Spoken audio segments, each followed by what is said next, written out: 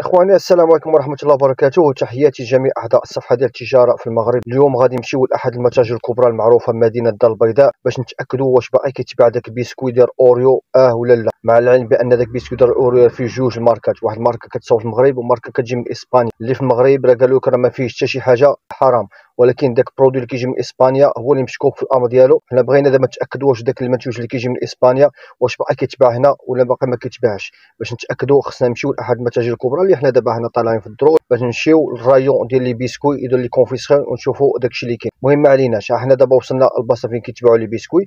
كما كتشوفوا الصفه ديال اوريو تبارك الله مضروبه على 15 واقيلا، يعني باش يبان البرودوي هذا كيبين بان هذا البرودوي معليش طلب بزاف والناس ما بقاوش كياخذوه، ولكن الناس اللي وصلتهم المعلومه بان هذا البرودوي مشكوك في الامر ديالو. اما الناس اللي ما عارفينش هذا الشيء راه باقيين كيشريوه. هذا هو البرودوي اللي قلت لكم، هو هذا اللي كيجي من اسبانيا. اما البرودوي الاخر كيجي من المغرب. هنا كنشوفوا بالكومبوزون ديالو كما كتشوفوا، يكون لكم تقراوهم ويمكن لكم تشوفوهم.